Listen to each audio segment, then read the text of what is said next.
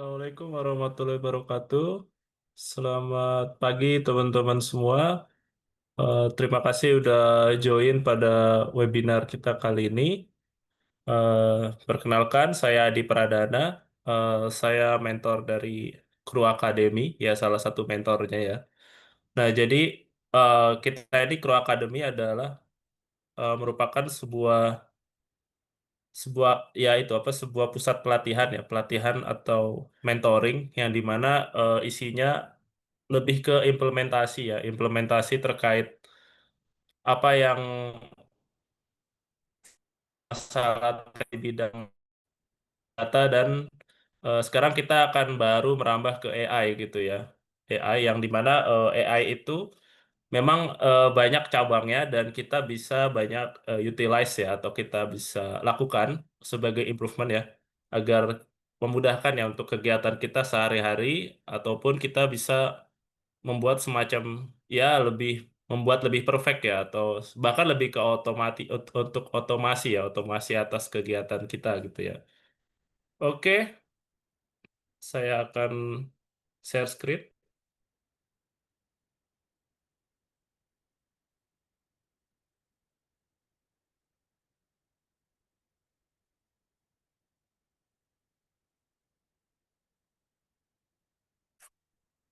Ya, berikut adalah topik kita hari ini. Yakni adalah AI bukan cuma robot, kenali peran AI dalam kehidupan sehari-hari gitu ya. Jadi topik kita mengenai AI, yang dimana AI itu bisa kita implementasikan dalam ya kegiatan kita sehari-hari ya. Next. Nah, reference kita itu dari Jufraski, Speech and Language Processing. Dia ini sebagaimana yang ini ya infonya, jadi Jufraski ini merupakan peneliti dari Stanford dan dia membuat buku ya. Buku di sini memang buku ini gratis bagusnya ya. Dan kita bisa mempelajari mengenai NLP, komputasional hingga speech recognition ya. Pokoknya intinya adalah cabang-cabang AI di 3 poin itu. Itu bakal dikupas lebih dalam di buku ini. Selanjutnya kita ambil referensi dari Bert Klein. Nah, ini dia mengenai NLP dengan menggunakan implementasi di Python. Kita akan menyinggung ke sini juga. Nah, untuk topik hari ini kita mempunyai 3 subtopik ya. Jadi, yang pertama ini kegunaan AI dalam kegiatan sehari-hari. Jadi, yaitu tadi contohnya AI. Jadi, AI itu seperti apa dan AI itu digunakan apa dalam sehari-hari. Terus kita akan masuk lebih sempit lagi itu ke cabangnya. Kita akan bahas mengenai natural language processing. Nah, di sini ya kita akan bahas ke situ. Lalu yang terakhir adalah contoh penggunaan NLP, yaitu adalah di sini chatbot untuk customer service ya. Nah, yang pertama ini kita akan membahas mengenai AI. AI itu apa sih, gitu kan? Nah, ini kan pada ya mungkin 2 tahun belakangan ini kan AI merupakan disrupsi ya, disrupsi di bidang eh, teknologi, informasi, bahkan lebih ke teknologi ya. Jadi segalanya tuh bisa apapun AI gitu ya. Jadi misalnya kita contohnya mobil Ford dengan dia mengadopsi AI, maka dia bisa membuat otomasi agar mobil itu bisa otomatis parkir parkir gitu ya pada tempatnya. Terus bisa crashing detection, jadi sebelum ada tabrakan di depan, mobil ini bisa melambat gitu ya. Jadi di situ ada yang namanya kecerdasan untuk mengukur jarak sehingga mobil itu bisa eh, ya bisa tidak terjadi tabrakan gitu ya di situ. Terus dengan AI yang lain yang mungkin yang benar-benar nih yang masih benar-benar disrupsi sekali itu mungkin penggunaan ChatGPT ya atau Copilot atau Gemini. Jadi semacam kayak assistant. Jadi kita bisa chat, bisa minta drafting, bisa minta macam-macam ke situ. Bahkan bisa generate. gambar, bahkan Gemini bisa generate video ya sesuai dengan yang kita mau gitu ya. Jadi kita sebagai dalam tanda kutip sebagai sutradara yang bisa mengenerate eh, video yang kita mau gitu ya. Walaupun sebenarnya hasilnya masih belum bisa 100%, tapi itu sudah merupakan langkah yang bagus ya gitu ya untuk jadi step awal-awalnya baby step dalam tanda kutip baby step. Jadi jalan pelan-pelan, nah sehingga dia bisa learning. Semakin banyak yang pakai, maka semakin banyak yang bisa dijadikan bahan untuk learning modeling AI tersebut gitu ya. Nah, di sini ada definisi AI dari segi tertulis. AI itu adalah cabang ilmu komputer yang di sini secara teori adalah berfokus pada pembuatan sistem yang mampu membuatkan tugas-tugas yang biasanya membutuhkan kecerdasan manusia ya. Jadi manusia ini bisa kita implementasikan gitu ya ke dalam AI. Ya mungkin lebih ke apa ya, lebih ke mendekati hal-hal robot gitu ya. Yang pertama dia bisa AI ini bisa agar lebih bisa seperti manusia gitu berpikirnya, maka dia bisa kita buat dia bisa learning gitu ya, bisa bisa bernalar gitu ya atau reasoning. Terus yang dimana learning dengan reasoning ini bisa mengembangkan modeling sehingga bisa modeling lebih akurat lagi ya di situ ya. Terus bisa memahami bahasa NLP ya, Natural Language Processing. Ini merupakan salah satu cabang AI. Terus mengenali pola, pattern recognition. Nah, di sini sudah belajar, sudah bisa menalar, jadi bisa membaca situasi. Ditambah lagi dia bisa memiliki dataset yang dimana isinya adalah data-data yang sudah dilak di apa ya nama yang hasil dari penggunaan gitu ya, penggunaan tools entah chat, entah mesin, yang dimana polanya tuh bisa kita apa ya, bisa bisa AI bisa mengenali pola tersebut ya. Jadinya lebih cepat lagi untuk belajar gitu ya. Terus terakhir setelah pola dibuat, di sini bisa dilakukan decision making ya atau pembuat keputusan ya. Jadi polanya udah dapet, nah terus akhirnya ya si manusia ini atau si usernya bisa membuat keputusan lebih cepat atau bahkan si AI-nya bisa menentukan keputusan gitu ya. Jadinya ya itu tadi. Jadi inilah hal-hal 5 poin ini yang bisa membuat AI itu bisa lebih berkembang lagi ya, dan saya yakin bahkan bisa lebih lebih baik dibanding sekarang gitu ya. Nah, ini berikutnya kegunaan AI dalam kegiatan sehari-hari. Nah, di sini AI akan dijelaskan dalam implementasinya di dalam sehari-hari. Nah, ini ada beberapa contoh ya di sini ya. Jadi dalam sehari-hari ini ada yang namanya dari komunikasi hiburan gitu ya. Misalnya di sini fitur autocorrect di WhatsApp. Nah, jadi kita punya WhatsApp, mungkin teman-teman bisa buka gitu ya, lalu bisa ada autocorrect gitu ya. Ya, di situ kan isinya beberapa learning ya. Jadi beberapa learning jadi bisa dibaca gitu nih beberapa orang ini biasanya pakai bahasa apa pertama. Terus kedua untuk autocorrectnya nih akan lebih ke arah mana gitu ya. Gitu. Kayak misalnya kita mau mau ngetik misalnya mau mau nyapa teman kita gitu kan. Kalau misalnya ngucapin pagi gitu ya, terus koma, terus biasanya nanti ada eh, pelengkap atau auto untuk melengkapi yang dimana tuh sesuai dengan habit kita gitu ya di situ ya. Jadi di situ WhatsApp sudah melakukan learning juga gitu untuk modelingnya. Lalu selanjutnya ada rekomendasi lagu di Spotify dan YouTube. Ini kita algoritmanya tuh bisa membaca apa yang kita tonton gitu, apa yang kita dengerin lagunya. Nanti bisa apa ya bisa memberikan referensi ya untuk yang tontonannya kita inginkan atau lagu yang kita ingin dengarkan gitu ya sesuai dengan habit kita gitu karena balik lagi mereka ini kuncinya seperti tadi ya ada datasetnya itu bisa untuk jadi bahan ya untuk dipola untuk yang namanya untuk membuat learning gitu ya jadinya kita bisa mendapatkan tontonan atau lagu yang sesuai gitu ya. Terus selanjutnya untuk pekerjaan produktivitas kita ada Google Translate bisa mentranslate mentranslate apa bahasa gitu ya. Ya tentu saja dia punya auto learning untuk translate. Lalu selanjutnya yang paling fenomenal gitu ya, ChatGPT atau asisten virtual. Ya ini bisa membantu kita banget untuk menulis, membuat presentasi gitu ya, atau membuat apapun yang bersifatnya masih drafting gitu ya. Terus selanjutnya ada transportasi atau dan navigasi ya. Nah, di sini ada Google Maps. Nah, jadi AI-nya itu untuk prediksi lalu lintas.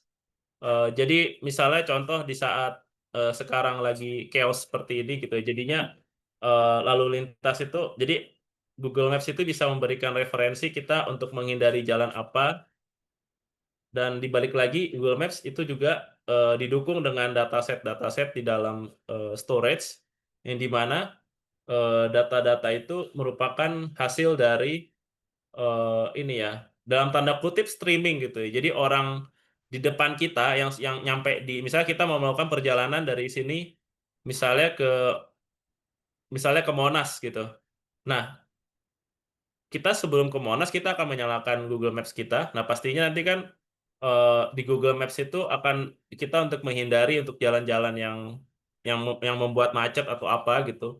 Yang dimana itu sudah direkap oleh orang yang sudah sampai atau lebih dekat ke Monas daripada kita gitu. Jadi dalam tanda kutip sudah dilakukan streaming dan learning untuk saat itu gitu ya. Jadi ya kita ya bisa menghindari jalan tersebut gitu ya. Jadi konsepnya seperti itu kurang lebih untuk Google Maps atau Waze.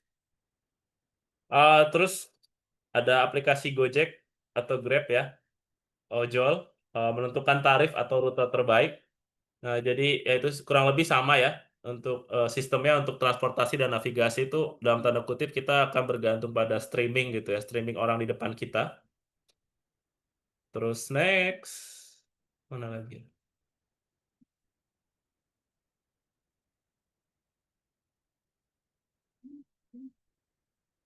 Nggak bisa dia next.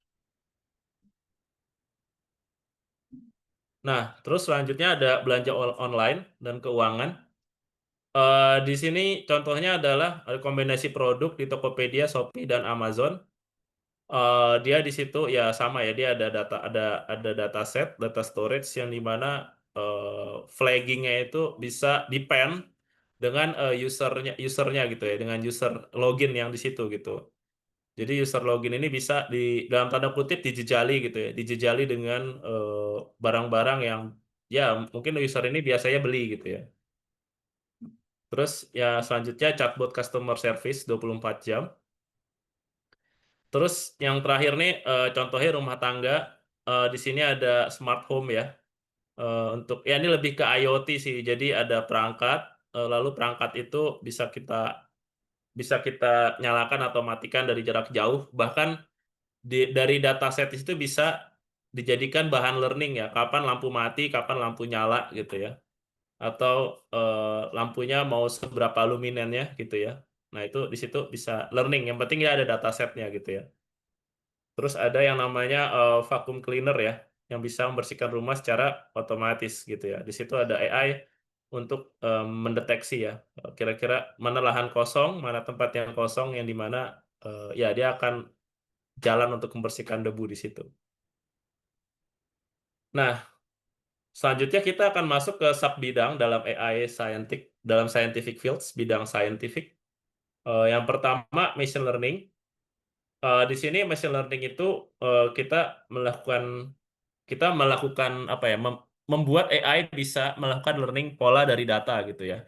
Mungkin teman-teman yang pernah ikut course di kru kemarin, kita sempat membuka course mengenai ini ya, machine learning yang di mana dataset lalu kita bisa mendapatkan pola atau habit, atau kita bisa mendapatkan cost atau benefit ya dari hasil dari confusion matrix gitu ya, untuk secara dari segi teknikal seperti itu untuk machine learning gitu ya, itu kita sempat buka kemarin. Eh, ya jadi kalau di sini machine learning itu ya dari pola dari data, disajikan data, lalu yaitu tadi kita butuh ada semacam confusion matrix, lalu nanti akan confusion matrix itu akan yang akan merisam dari hasil learning modelingnya gitu ya. Terus selanjutnya natural language processing, ini yang kita bahas pada hari ini. Ini memahami bahasa manusia gitu ya. Jadi di sini kita untuk NLP ini yang pertama kita butuh library ya. Library-nya itu merupakan bahasanya menggunakan bahasa apa gitu ya. Bahasa Indonesia dulu atau bahasa Inggris gitu ya. Atau bahasa Jerman. Nah, sebenarnya tiga bahasa itu sih yang paling besar gitu ya untuk penelitian NLP gitu ya. Nah, untuk NLP ini kan ya kita tahu dulu bahasanya, lalu kita tahu gramatiknya ya.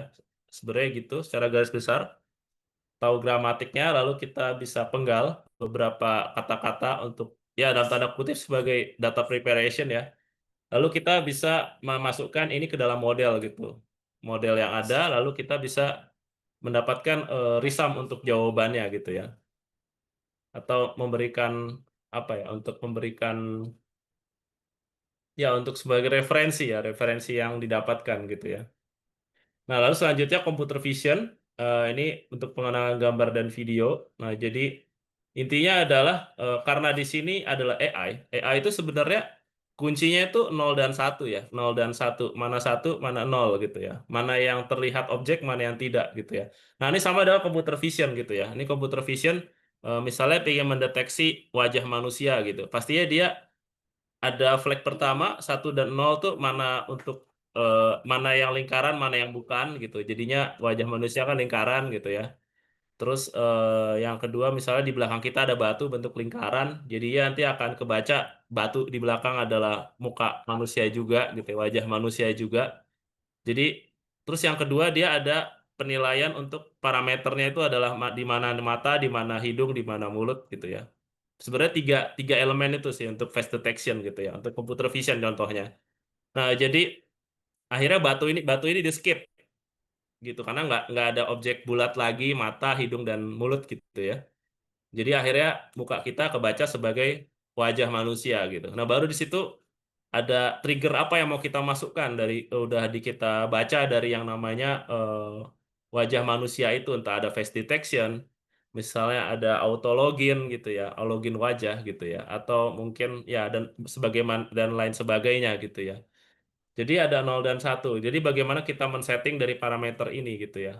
Ya ini AI-nya nih nyambungnya dari situ untuk computer vision. Jadi AI ini sangat penting sekali untuk kita. Lalu selanjutnya robotik ini menggabungkan AI dengan perangkat keras atau hardware untuk bergerak dan berinteraksi ya. Ini yang seperti contoh yang mobil Ford tadi ya. Jadinya dia mobil Fordnya itu bisa bisa apa ya? Bisa mendeteksi tabrakan ya. Jadinya mencegah mobil Ford ini bisa menabrak depannya gitu ya. Nah ini dilakukan itu ya. Lalu selanjutnya yang terakhir expert system atau sistem pakar yang meniru cara berpikir ahli. Nah ini mungkin teman-teman yang dulu pernah kuliah ya, kuliah di informatika atau computer science, pasti kita pernah dengar istilah sistem pakar gitu. Bahkan kita dapat mata kuliah sistem pakar dulu ya, sispak gitu kalau dengar-dengar istilahnya. Oh ini sispak nih nanti dosennya siapa, materinya apa gitu. Nah, ini sistem pakar ini sebenarnya ada misleading kita ya. AI itu sebenarnya bukan sistem pakar, bukan. Tapi sistem pakar itu merupakan cabang dari AI gitu. Yang dimana sistem pakar ini memang apa ya? Dia tuh meniru dari kepakaran-kepakaran manusia. Aduh, gimana jelasinnya? Jadinya misalnya kita ingin membuat sistem untuk misalnya sistem approval untuk logistik gitu ya. Nah, di sistem pakar ini kita bisa menanyakan ke pakarnya, pakar logistik gitu. Kita nanya untuk sistem sistem Anda itu seperti apa dan kira-kira untuk logistik datang barangnya ini mau kita ambil, mau kita kirim atau mau kita simpan dulu di gudang atau seperti apa gitu. Lalu validasi untuk mengenali mana mana truk untuk punya kita antar atau truk untuk menerima bahan gitu ya. Nah, itu kita pasti nanya ke pakarnya gitu, ke pakar logistik, kita ada diskusi, lalu kita membuat otomasi agar eh, istilahnya logistik itu bisa kita otomasi gitu ya. Otomasinya ini bisa dibilang lebih klasik ya dibanding AI sekarang ya. AI sekarang kan lebih ada modeling gitu ya, ada modeling terus nggak cuma if dan else gitu. Sedangkan kok sistem pakar ini pada dasarnya if dan else gitu, satu dan nol gitu ya. Dan dia tidak ada yang namanya modeling, hanya ada sistem kerja aja untuk mengenali kapan satu, kapan nol gitu ya. Sistem pakar tuh kuncinya di situ.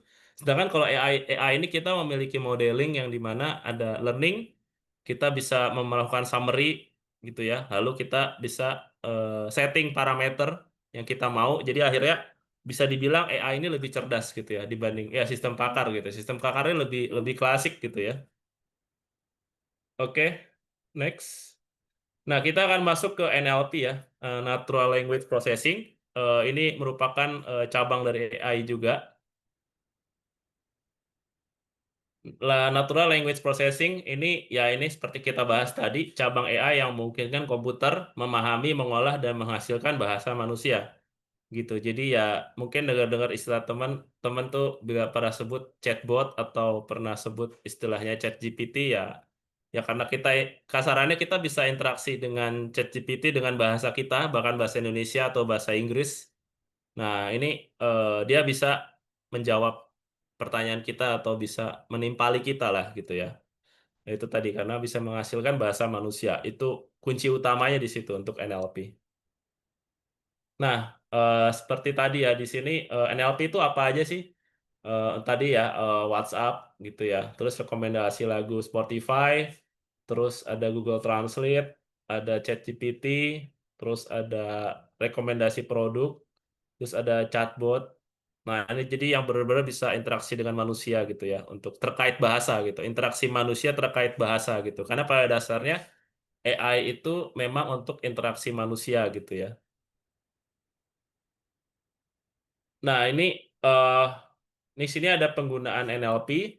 Kita bisa mengambil di sini adalah contohnya adalah chatbot dengan apa chatbot untuk customer service di sini.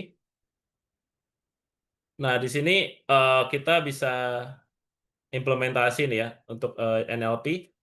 Nah, di sini chatbot customer service di sini kita bisa garis bawahi adalah di sini sebuah bot yang istilahnya kita lakukan bisa lakukan chat yang dimana itu dirancang untuk interaksi dengan pelanggan gitu ya.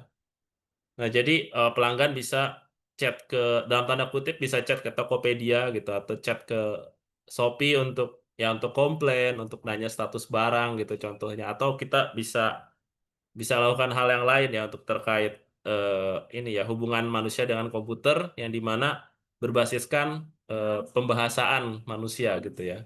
Nah itu NLP di situ. Lalu yang pertama ini adalah menjawab pertanyaan. Jadi chatbot ini di dikondisikan untuk bisa menjawab pertanyaan dari customer ada dijawab lagi apa gitu ya. Bahkan untuk menjawab pertanyaan yang advance, kita bisa request untuk diketemukan dengan yang namanya agent manusia gitu. Jadi kalau emang mesin tidak sanggup, maka nanti akan muncul agent manusia gitu ya. Jadi manusia beneran yang ngebalas chatnya gitu ya. Jadi ada dua hal itu gitu. Jadi kalau emang mesin belum bisa apa nggak bisa manusia gitu. Jadi akhirnya tenaga manusia tuh lebih berkurang gitu ya. Bahkan nanti kalau mau versi yang lebih lanjut ya bisa jadi manusia digantikan oleh chatbot untuk sebagai customer service. Selanjutnya membantu transaksi. Ini ya tadi kan apa kita bisa pesan melalui chat misalnya. Terus selanjutnya memberikan informasi ya karena kita nanya maka akan diberikan informasi oleh AI oleh chatbot gitu ya. Lalu ya itu tadi menyelesaikan masalah sederhana gitu ya karena yang mudah-mudah gitu ya. Atau mungkin yang jawabannya sudah terstruktur di awal gitu ya. Misalnya jika nanya resi barang, maka dia akan menanyakan ID kita, maka akan memberikan resi barang berdasarkan ID kita gitu ya. Itu kan merupakan dalam tanda kutip ini ya sistem pakar tadi ya. Jadi yang istilahnya yang low gitu ya, yang if dan else aja gitu. Apakah usernya Adi betul Adi gitu. Adi apakah memiliki resi barang ini? Iya. Oh jika iya maka tampilkan. Jika tidak bukan itu maka tidak ditampilkan gitu ya. Jadi if else yang sederhana gitu ya. Gitu. Jenis chatbot yang pertama rule based chatbot atau yang berbasis aturan, sistem pakar tadi yang kita bahas ya. Merupakan menggunakan aturan if then dan sederhana gitu ya. Jadi jika namanya Adi, resinya bener nggak ini gitu. Kalau bener dikasih, kalau salah nggak dikasih gitu ya. Terus itu tadi yang poin kedua, pertanyaan sudah dicocokkan dengan jawabannya gitu ya. Jika jawabnya A, maka Z. Jika jawabnya B, maka C gitu. Nah gitu aja. Dia ada mapping di situ. Nah sedangkan yang kedua ini adalah apa? Berbasis NLP dan ML ini maksudnya machine learning gitu ya. Di sini memahami maksud gitu dan dari frasa kata gitu. Jadi dia bisa memenggal beberapa frasa kata, di mana frasa kata ini bisa kita olah lagi atau bisa kita learning, kita suruh untuk si modelingnya itu learning lagi gitu ya. Ada intent atau maksud dan ada frasa kata untuk dipelajari gitu ya. Meskipun kalimatnya berbeda-beda gitu ya. Nah, terus selanjutnya jawabannya bisa menyesuaikan hasil learning gitu. Nah, jadinya kunci di sini adalah NLP itu ada intent, ada entity gitu ya.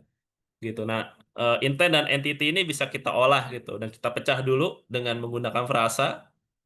Frasanya ini pastinya kan kita panggil library dari mana itu bisa memenggal frasa-frasa tersebut gitu ya. Next. Nah, selanjutnya ini seperti yang kita bahas tadi, ada intent dengan entity. Intent itu adalah niat atau maksud. Ini merupakan tujuan utama dari chat user. Misalnya, jadi istilahnya niat atau maksud dari user gitu ya. Jadi user mau apa, mau ngapain gitu ya. Nah, sedangkan selanjutnya entity itu adalah lebih tepatnya entitas yang terkait untuk objek ya, objek dari niat atau maksud gitu ya.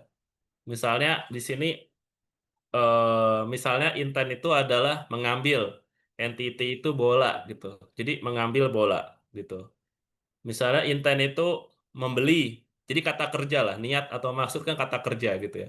Membeli entity ini misalnya nasi Padang gitu ya. Nah, jadinya nanti entity nasi Padang. Jadi objeknya merupakan nasi Padang gitu. Membeli nasi Padang gitu. Ya seperti itu ya sebenarnya kuncian pertama untuk NLP itu mengenali hal itu dulu untuk apa ya untuk lebih next untuk lebih selanjutnya lagi itu nanti akan modeling yang bermain di situ. Oke, selanjutnya ini contohnya tadi ya seperti dibahas tadi ya intent pesan makanan. Niat utamanya pesan makanan, entity nasi goreng, es teh gitu ya. Atau level pedas gitu ya. Terus kesimpulannya dari sini adalah intent itu apa yang mau dilakukan. Entity itu merupakan detail apa yang terlibat gitu dan tujuan dari intent itu apa gitu. Nah, jadi NLP itu kunciannya di situ gitu. Nah, ini selanjutnya adalah terkait ini ya NLP untuk dari blocking-blockingnya ya, blocking. Nah, tapi di sini di garis bawahi adalah sebentar saya nyalakan ini dulu. Nah, yang di garis bawah ini adalah pemahaman NLP yang dimana berkolaborasi dengan aplikasi internal dan third party ya. Jadi di sini kita membahas bahwa NLP ini tidak hanya untuk berdiri sendiri, bahkan NLP ini bisa kita featuring ya, bisa kita kombinasikan dengan API gitu atau mungkin dengan jangan API, mungkin lebih tepatnya dengan sistem lain yang di luar dari sistem yang kita bangun gitu ya. Contohnya di sini contohnya ada apa ya misalnya rumah makan gitu ya yang di kanan ini blok rumah makan yang kiri ini user ya user melakukan pemesanan gitu ya. Nah di dalam blok rumah makan ini ada sistem kita sistem untuk aplikasi rumah makannya terus ada sistem third party-nya ya atau sistem yang di luarnya gitu ya maksudnya di luar dari sistem kita yang di mana itu bisa di-get melalui API gitu ya. Dan di sini tuh kita bisa menerima request. Requestnya itu yang pasti sudah diolah dengan NLP ya, NLP atau chatbot yang base-nya NLP. Nah itu di sini bisa berinteraksi dengan manusia gitu untuk si chatbotnya ini gitu. Jadi chatbot ini yang berinteraksi dengan manusia, lalu chatbot ini memberikan konklusi atau hasil dari kesimpulan dari percakapan antara chatbot dengan manusia, yang dimana percakapannya itu bisa kita integrasikan atau kita submit ke dalam sistem sistem apa ya, sistem internal dari rumah makan ini gitu ya. Ini contoh ya yang nol ini saya sebut di sini, ke nol ini dialog management. Jadi NLP ini kita set up dulu untuk apakah kan tadi di sebelumnya kita melakukan ada dua jenis chatbot kan. Chatbot yang pertama itu chatbot based on the sistem pakar, yang dimana eh, if else aja gitu ya. If orang pesan makanan maka ditampilkan menu gitu ya. Atau yang else-nya misalnya kalau dia nggak mau makan berarti dia mungkin cuma pengen pesan minum gitu ya. Else ya mungkin kalau dia nggak mau pesan minum mungkin dia ingin bersantai di taman kita aja atau hanya ingin ngobrol-ngobrol iseng aja gitu misalnya. Nah, di sini kita bisa mengatur ya dialog manajemennya. Atau bahkan kita bisa karena untuk ngobrol iseng maka contohnya dia kita bisa masukkan ke dalam learning agar bisa berkomunikasi atau sistem bisa learning lebih lanjut gitu ya di situ ya. Nah, di situ ada yang namanya apa ya chatbotnya di situ gitu. Dia dia bekerja di situ gitu. Nah, pada akhirnya di sini sudah di manage seperti itu. Nah, jadinya nanti si user ini bisa memilih pesanan yang dia mau. Lalu chatbot bisa membalas gitu atau memberikan apa ya, memberikan atau ditimpali lah ya, atau dibalas gitu ya. Nah, baru setelah melakukan pesanan, nanti hasil dari pesanan itu bisa dimasukkan ke dalam sistem aplikasi kita gitu ya, internal, cek ketersediaan. Apakah yang kita makanan yang kita siapkan tuh ada atau tidak gitu ya. Di restoran ini apakah bahan yang kita sediakan tuh ada atau enggak gitu ya. Nah, terus di sini dia bisa ngecek lagi secara otomatis, ngecek misalnya third party apps ini misalnya inilah misalnya sistem sistem apa ya, sistem untuk menjual bahan baku lah, bahan baku yang kita beli di restoran gitu ya. Nah, lalu otomatis dia akan ngecek nih di third party ini apakah ketersediaan barang itu ada atau enggak gitu ya. Jadi di sini dalam tanda kutip adalah NLP ini bisa dijadikan sebagai apa ya?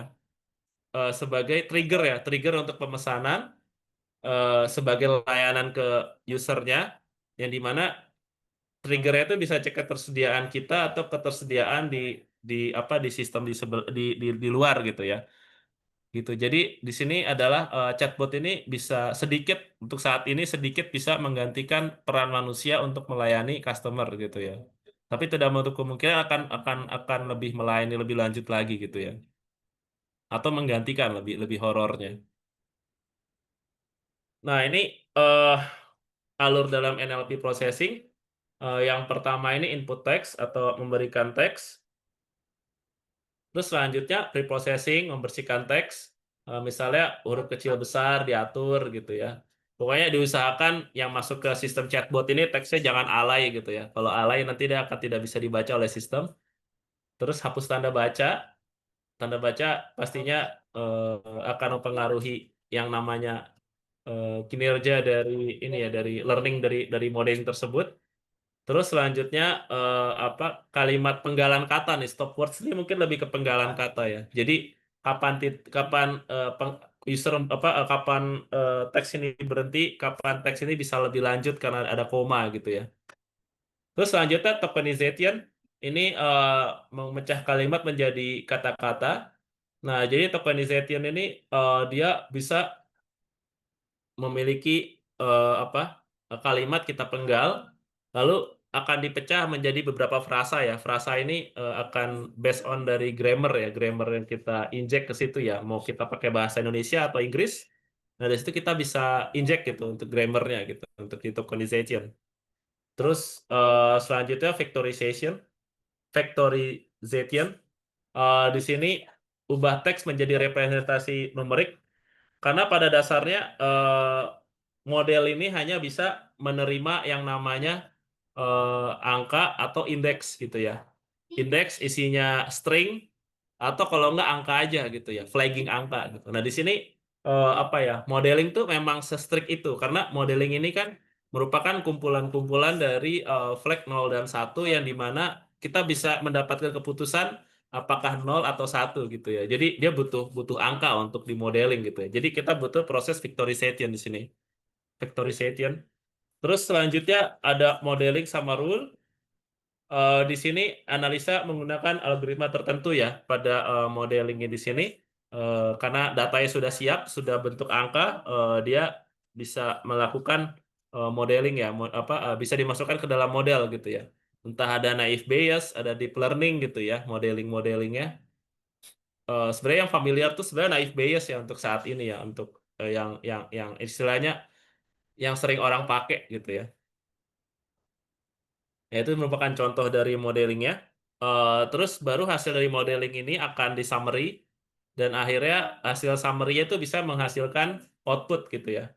Hasil dari prediksi ya. Nah, nanti outputnya ini bisa kita ya itu tadi bisa injek ke sistem internal kita atau kita injek ke sistem luar dari kita untuk third party. Baru itu akan API bermain gitu ya.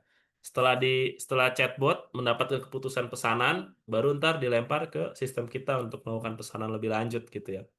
Nah, di situ NLP bisa memiliki border atau batasan layanannya sampai di situ aja gitu. Baru sisanya mesin di belakang yang bekerja.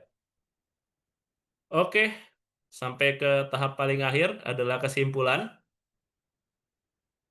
Nah, kesimpulannya itu adalah AI itu merupakan kecerdasan buatan ya, yang meniru cara kebiasaan dan pola pikir manusia ya, melalui learning ya, dan menggunakan modeling yang didefinisikan menggunakan algoritma tertentu gitu ya. Jadi yang pertama kita melakukan tanggapan, maksudnya ya itu tadi sebelum kita membangun AI pasti kita ngobrol sama user. Usernya tuh kita pasti akan mendapatkan insight dari user. Kita bisa tahu cara, kebiasaan dan pola pikir user atau pakar gitu ya. Makanya disebut sistem pakar dulu ya untuk cabangnya. Lalu dari situ kita bisa bangun untuk modeling modeling yang bagus gitu ya dengan parameter tertentu yang dimana bisa apa ya bisa kita ajak untuk learning gitu ya learning gitu. Jadi ya baru di situ ada setup untuk parameter, kita setup modeling yang dimana ya itu ada namanya algoritma gitu ya.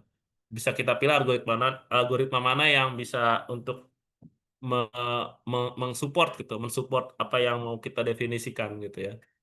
Terus selanjutnya NLP ini yang kita bahas tadi adalah merupakan salah satu cabang AI yang memungkinkan komputer dapat memahami, mengolah dan berinteraksi menggunakan bahasa manusia gitu ya. Jadi mau bahasa Inggris, bahasa Indonesia, bahasa Jerman, bahasa Jepang gitu ya. Nah, itu bisa bisa get di situ karena ada gramatik di situ ya. Apalagi ditambah dengan learning dengan modeling ya. Jadi NLP itu bisa lebih lebih solid gitu ya, lebih cerdas di situ dengan memiliki algoritma yang bisa memberikan keputusan gitu ya. Terus yang terakhir nih, ini prediksi yang cukup mengerikan ya. Otomasi plus AI dapat menyempurnakan atau bahkan menggantikan kinerja teknis manusia. Tapi dalam tanda kutip di sini teknis ya, hanya teknis, hanya iya dan tidak gitu. Selama dilakukan flagging parameter dan membaca polanya untuk learning gitu ya. Jadi selama dia bisa learning, bisa tahu flagging 10 10 gitu ya, bisa masuk ke modeling, maka untuk mendapatkan keputusan yang lebih baik, nah itu AI bisa berperan di situ gitu. Nah, di situ baru modeling atau model matematika kita mainkan di situ ya. Jadi di sini prediksi yang cukup mengerikan sebetulnya untuk kita-kita para manusia ini. Oke, untuk yang di bulan besok di Oktober, mungkin besoknya lagi ya. Di awal Oktober kita ada bootcamp. Di sini bootcamp mengenai AI. Jadi AI di sini adalah kita bakal mempelajari untuk konsep dan penalaran teknis ya. Di sini untuk jadi kita akan bicarakan konsep di situ. Kita akan bahas secara konsep dan konsep tersebut agar lebih konkret, agar lebih real itu pastinya butuh ini ya, butuh penalaran teknis ya. Di situ kita akan lebih apa ya, lebih ke ya udah kita akan memainkan Python juga di situ agar teman-teman kita lebih paham gitu untuk konsepnya gitu ya. Atau bahkan kita bisa buat modeling sendiri gitu dengan menggunakan Python gitu ya. Nah, terus yang kedua, penggunaan tools untuk pemanfaatan NLP dalam kegiatan sehari-hari. Nah, kita nggak hanya konsep dan penerapan teknis, tapi ada pengenalan tools juga. Mungkin teman-teman yang ingin melakukan otomasi atau ingin melakukan kerjaan sehari-hari gitu ya, di kantornya atau di rumahnya gitu ya. Ini kita bisa kasih advice atau info lah terkait tools apa yang bisa kita gunakan dalam pemanfaatan NLP gitu ya. Terus nanti kita ada kuis, di setiap pertemuan kita ada kuis, ya kuisnya kurang lebih ya isinya itu aja konsep dan penalaran teknis ya, karena untuk penggunaan tools ya kita hanya memberikan advice aja agar dicoba gitu ya, namanya user yang nyoba aja gitu ya.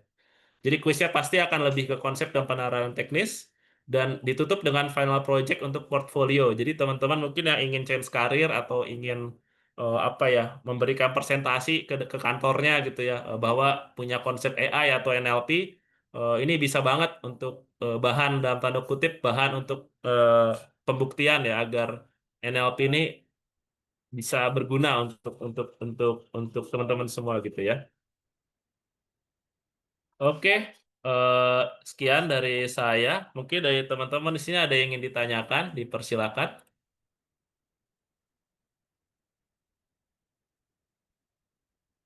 Mungkin teman-teman yang ada yang ingin tanyakan, dipersilakan sekarang.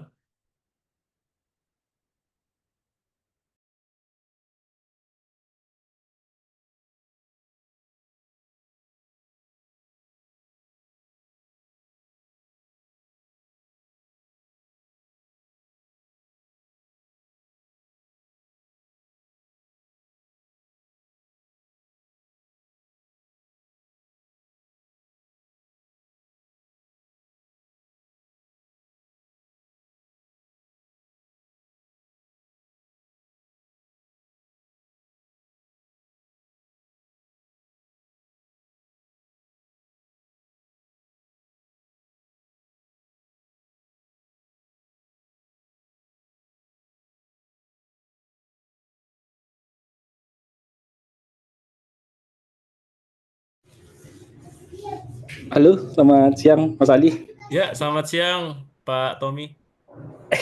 Apa kabar Pak Adi? Alhamdulillah, wah Mas Tommy join juga tuh. Sehat-sehat Pak Adi. Iya, iya Pak. Alhamdulillah. Ini Pak Adi terkait dengan AI mau nanya sedikit. Silakan, Apakah silakan Mas Tommy. AI itu selalu menggunakan bahasa Python Pak Adi? Itu yang pertama. Terus yang kedua, saya kan juga sering menggunakan, ya baru belajar sih menggunakan AI. Ya. Contohnya kayak chatbot untuk IG ya. Sekarang udah banyak banget tuh chatbot IG yang automation kayak yang gratis-gratisan tuh kayak misalnya kayak ManyChat, ada yang lebih keren lagi yang berbayar lagi N8N, N8N. Nah Oh itu ya. N8N kayak gitu-gitu. Nah itu kan semuanya kan ada yang gratis, ada yang berbayar. Ya kayak gitu kan kayak kita tuh dipermudah banget tuh kayak yang tadi Pak Adi bilang itu menggantikan customer service kita secara CRM ya. Itu Ya. 24/7 tuh. Dia mau malam pun Wow. dibales sama dia tuh. Tergantung kita mau dari ini kayak gimana, kita mau kayak tadi penalaran NLP-nya, misalnya dia mau nanya apa, itu dia langsung dibales tuh. Saya pernah Wow. menggunakan tuh kayak gitu-gitu. Cuman kan memang kayak dia modelnya kayak flowchart gitu ya. Jadi kalau dia nanya apa, dia balesnya pakai flowchart gitu. Saya pernah ngisi-ngisi kayak gitu. Jadi kayak mungkin disebutnya apa ya modeling kali ya. Dia kan bentuknya kayak trigger-trigger gitu ketika dia nanya ini, Oh, itu itu mungkin flowchart ini sistem pakar tadi yang disebut itu. Jadinya jika oh pertanyaannya nanya bahan, maka nanti dijawabnya ya bahan-bahan yang tersedia gitu. Kalau pesanan berarti nanti menu-menu makanan yang disediakan gitu. oh iya, makanya kemarin saya pernah Ya. make di Instagram, di IG coba kan. Dia kayak ngisi-ngisi kayak flowchart gitu di ketika dia nanya, dia Oh. jawabnya ke sini, ke sini, ke sini. Oh, Terus yang dia versi satu ini nih yang saya share di screen ini, versi iya, satu itu. itu Ha, pakai ManyChat betul. tuh salah Mini satunya. chat. Iya, yang di Oh. IG itu. Saya pakai pakai itu, terus pakai ya pakai yang dari lokal juga ada tuh saya juga pakai. Coba-coba aja sih. Nah, Oh, pertanyaannya sih bagus memang bagus. eh, saya nyoba-nyoba untuk itu, Pak Adi, untuk konten kreator gitu kan, Wah, kebetulan. bagus deh. Bagus, bagus. Kalau cuma ide-ide aja sih, ide-ide sedikit, cuman kalau ini lebih Pak Ade jelasinnya lebih memang lebih apa namanya menggunakan NLP-nya menggunakan apa namanya Python ya biasanya Pak Adi ya. Saya pengen tahu aja sih apakah Oh ya. eh, AI itu rata-rata bahasa pemrogramannya menggunakan AI atau ada bahasa pemrograman yang lain itu aja sih Pak Adi. Poin dari saya. Oke. Wah, bagus banget nih pertanyaan Mas Tommy. Ya, sebenarnya gini, untuk yang AI itu sebenarnya merupakan topik bahasan utama gitu ya. Tapi untuk implementasinya kita nggak selalu pakai Python gitu ya. Jadi kan kalau Python ini kan kita dalam tanda kutip karena Python itu gratis gitu ya. Jadinya sangat lebih effort dan itu tidak siap untuk dipakai dalam waktu cepat gitu ya. Jadi hanya untuk development aja dan karena hal itu maka di sini hanya untuk sebagai penalaran aja gitu untuk Python gitu. Dan untuk menuju ke sana sebenarnya dari segi user gitu, dari segi misalnya untuk make aja itu sebenarnya kita ada yang namanya tools namanya Copilot tuh salah satunya. Copilot Studio ya. Jadi Copilot Studio itu kita bisa membuat yang namanya chatbot sendiri, tapi kita bisa pakai cara yang pertama apa statement menggunakan workflow gitu ya. Jika menggunakan if else sederhana gitu ya, yang seperti tadi Mas Tommy sebutkan di awal gitu ya. Nah, itu kita bisa melakukan itu. Atau yang kedua kita ada apa ya? Ada kayak semacam kayak untuk apa namanya engine gitu ya, engine yang dimana kebetulan Copilot itu dia engine-nya tuh pakai dari ChatGPT gitu ya.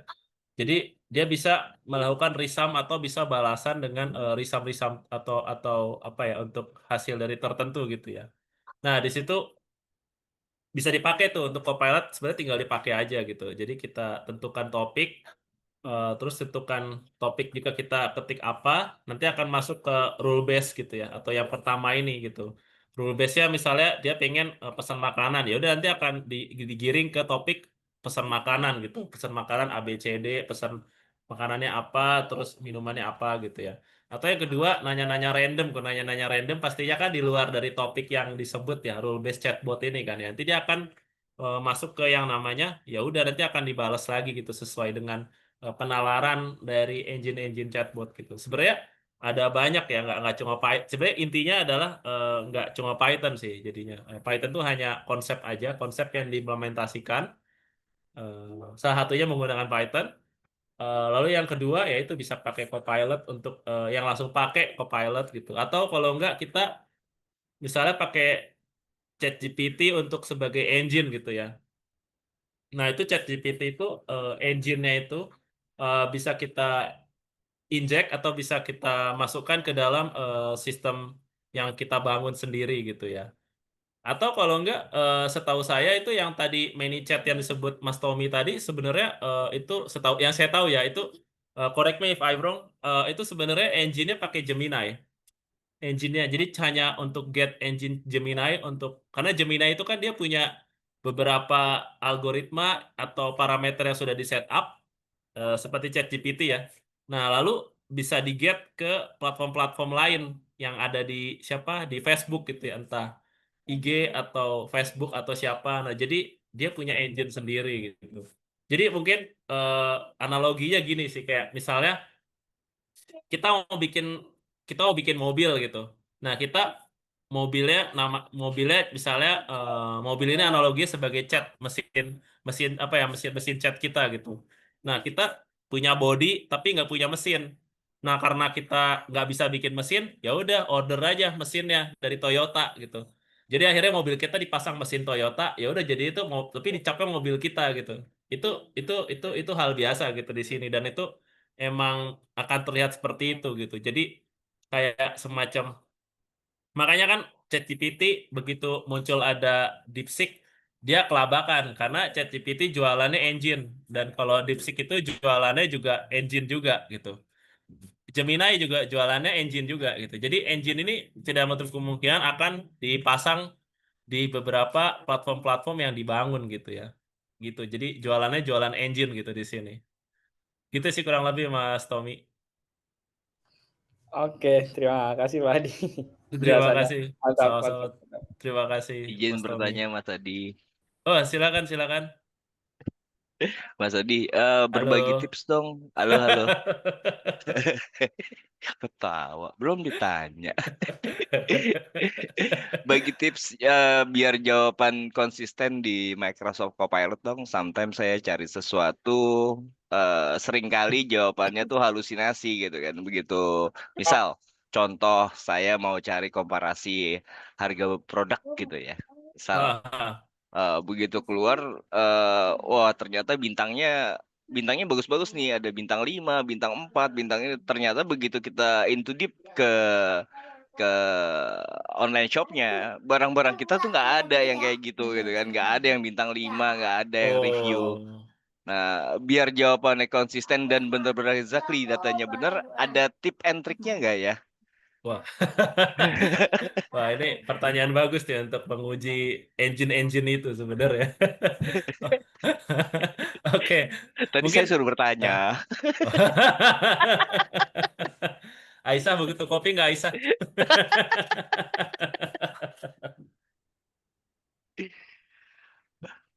Oke, saya coba jawab.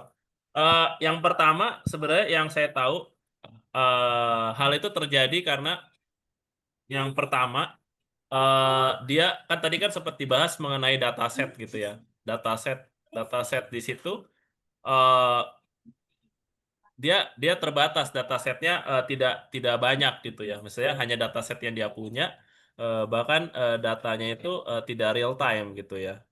Untuk yang sekarang tuh seperti itu gitu. Yang saya tahu untuk baik Copilot maupun ChatGPT gitu. Tapi ada beberapa keywordnya itu untuk mungkin yang saya tahu per 2025 ini mereka punya keyword yang dimana keywordnya itu bisa kita pakai langsung dia akan mencari referensi yang lain di website lain atau pakai API yang tadi kita sebut API tadi. Mungkin saya akan bantu share screen yang tadi. Nah, dia langsung otomatis kita request di sini di proses NLP masuk ke sistem internal datasetnya Copilot, lalu ntar Copilotnya akan reference ke yang namanya sistem apa website lain atau search engine dia gitu. Jadi otomatis kasarannya kita dari dari kita langsung masuk ke search engine, tapi melalui perantara chatbot gitu ya, NLP gitu ya. Nah itu, nah jadi akhirnya bisa lebih luas referensinya karena kita akan memakai API gitu. Nah, gitu. Jadi Ya, untuk keterbatasan dataset di situ bisa kita bypass dengan ada API gitu. Nah, tapi untuk key untuk kita dapatkan biasanya ini kalau dari saya pribadi sarannya ini sih karena mereka ini keputusannya point by point gitu ya. Habis itu 0 dan 1 gitu ya. Jadinya kita biasanya menggunakan poin-poin aja kayak misalnya kita mau cari printer yang bagus gitu misalnya. Kita sebutin aja saya ingin mencari printer yang dengan kapasitas berikut titik dua gitu. Satu misalnya printernya itu misalnya saya pingin mereknya Canon gitu misalnya Canon. Terus yang kedua saya pingin printernya tuh nggak jangan yang pakai pita gitu misalnya pakainya yang apa ya udah bandel. ink gitu. Ya kayak gitu gitu kan. Atau yang ketiga atau twist yang ketiga saya pengen printernya itu yang bisa fotokopi juga gitu. Kalau bisa bisa ngasih kopi ke saya gitu misalnya. Itu. Jadi ada pakai poin gitu. Kalau udah 3 poin gitu biasanya dia jawabnya akan lebih spesifik sih, akan lebih membantu. Tapi balik lagi, kadang NLP ini yang pertama bisa salah tangkap. Makanya kita butuh tuning ya atau dibiasakan karena untuk mempermudah dia tuning maka diberikan poin-poin aja untuk ngasih insight ke dia. Atau yang kedua ya itu tadi dia bakal ngambil dari source yang lain gitu dengan API gitu ya dengan API. Jadi bisa nyebrang ke tempat yang lain itu. Kayak gitu API sih ada yang gratisan nggak, Mas Adi? API untuk oh yang ini kayak kayak misalnya kita Yang dapat yang gratisan kalau ini kan rata-rata kan berbayar tuh. Ada yang gratisan nggak?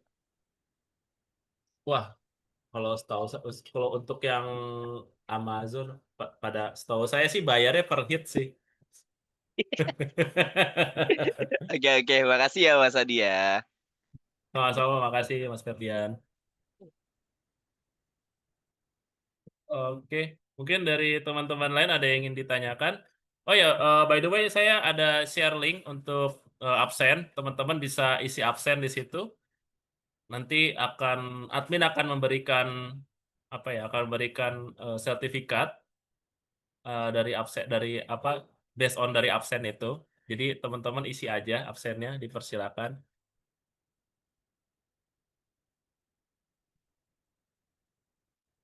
Oke, dari teman-teman ada yang ingin ditanyakan? Dipersilakan.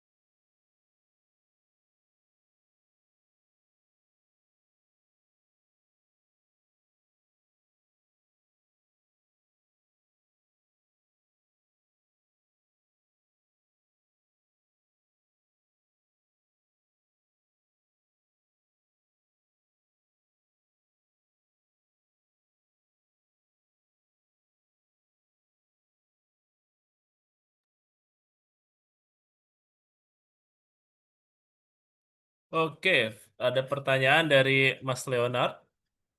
Di sini buat mahasiswa yang baru mau belajar AI, langkah paling sederhana yang bisa dilakukan apa, Mas Adi? Nah, ini pertanyaan bagus ya. Jadi di sini Mas Leonard, saran saya, sebaiknya yang pertama itu, di sini kan pertanyaannya buat mahasiswa yang baru mau belajar AI gitu ya. Nah, jadi AI itu kan cabangnya banyak. Jadi yang pertama adalah kita pengen tahu dulu nih, sub bidang mana yang mau kita masukin untuk belajar AI gitu ya. Mau machine learning, mau NLP, mau computer vision, mau robotik, atau mau sistem pakar gitu. Cuma saran saya sistem pakar nih di kampus tuh biasanya dikasih gitu ya. Jadi kita nggak perlu cari di luar gitu. Kalau cari di luar mending yang lain ini nih, yang 4 di atas, machine learning, NLP, computer vision, atau robotics gitu ya. Nah, eee, jadi kita yang pertama tahapnya itu dulu, kita cari tahu dulu mau cari yang mana. Terus yang kedua, cari tujuan gitu ya. Kita mau AI ini mau misalkan kita pengen ngambil yang NLP gitu, Natural Language Processing gitu. Ya udah berarti kita tahapan berikutnya kita pengen membuat mesin, chatbot gitu kan. Karena NLP, karena language processing, maka ada butuh chat gitu ya. Maka kita buat chatbot gitu. Ya udah kita buat aja chatbot, sendiri gitu, ala-ala gitu ya, ala-ala chatbot. Mending kita buat kayak semacam mungkin kita butuh yang pertama, eee, tapi sebenarnya bisa di-skip sih. Misalnya kita mau buat, UI UX-nya dulu pakai web, nanti kita ketik apa di situ, nanti akan, generate masuk misalnya ke engine engine engine, NLP kita gitu ya. Atau mungkin kita, engine NLP-nya kita beli yang seperti pertanyaan Mas Ferdian tadi, pakai API, bayar ke ChatGPT dengan per hit gitu ya. Bisa begitu juga gitu ya. Jadi kita nggak perlu bikin engine gitu ya, tapi kita langsung pakai engine-nya gitu ya. Gitu, bisa ada 2 pilihan itu gitu ya.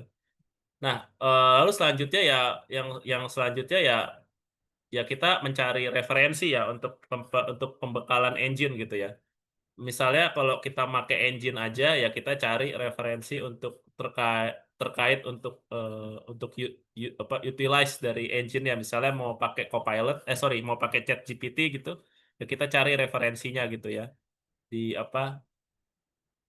ya sekarang kan udah ada ChatGPT, udah ada Google gitu ya, udah ada YouTube, kita bisa nanya ke mereka, terus nanya referensi, minta ebook gitu ya, kita bisa baca bukunya gitu ya. Untuk buku gratis, kita bisa dapatkan juga buku gratis. Biasanya saya dapatnya dari Libgen, Library Genesis itu banyak buku gratis di situ. Library Genesis, websitenya libgen.li. Nah, itu bisa kita cari di situ buku-buku gratis. Untuk nanya judul kita bisa tanya ChatGPT aja buku mana yang bisa kita download atau pakai gitu ya. Jadi ya itu baru selanjutnya kita bisa implementasi dari hal itu dengan tujuan yang kita tentukan, terus sistemnya apa yang mau kita buat gitu ya. Nah, itu bisa kita implementasi di situ gitu. Nah, itu tahapannya kurang lebih seperti itu. Jadi harapannya ketika sudah sudah kuliahnya sudah selesai, nah nanti Mas Mas Leo bisa ini ya bisa menunjukkan portfolio ini untuk perusahaan yang Mas Leo ingin lamar gitu ya. Jadinya ya itu tadi, jadi perusahaan itu bisa melihat kita punya value lebih di situ gitu. Kita bisa generate yang lain gitu. Mungkin saya sedikit sharing ya untuk yang poin pertama, saya pernah untuk belajar pertama saya AI itu dari machine learning. Jadi machine learning biar menarik, biasanya saya dekatkan kepada hobi ya. Hobi saya kan sepak bola gitu ya. Jadi cari referensi di YouTube apa di LinkedIn. Biasanya saya dapatnya dari Hadi Sotudeh, dari Peter Bauer. Peter Bauer tuh analisa analisa football scientist dari timnas Jerman, Peter Bauer. Kalau Hadi Sotudeh pindah-pindah karena dia masih doktorat di Swiss, jadi eh, dia pernah di KNVB Belanda, di PSSI-nya Belanda untuk sebagai football analis. Dulu pernah di PSG juga gitu. Dan biasanya saya ambil referensi dari beliau dan kadang saya open discussion juga di chat di LinkedIn. Kadang saya dapat referensi dari mereka gitu ya dan saya bisa belajar di situ gitu. Kalau saya mentok, saya bingung, saya tanya ke mereka langsung dan alhamdulillah mereka jawab sih di situ. Si Peter maupun si Hadi itu. Ya, makanya saya machine learning itu belajar dari situ awalnya gitu ya. Jadi learning pola dari data, terus sekarang saya ingin merambah ke NLP dan ya saya akan sharing hal ini ke teman-teman semua gitu ya. Oke, kurang lebih seperti itu ya untuk terkait tahapan-tahapan untuk belajar NLP-nya gitu ya. Anyway, saya share untuk ininya Mas Leo untuk link untuk URL-nya biar Mas Leo bisa download buku-bukunya. Jadi buku tanya ke ChatGPT, cari judulnya terus download di library Genesis. Jadi kalau dulu ada CD bajakan, sekarang buku bajakan. Oke, terima kasih. Mungkin teman-teman ada yang ingin tanyakan lagi? Dipersilakan.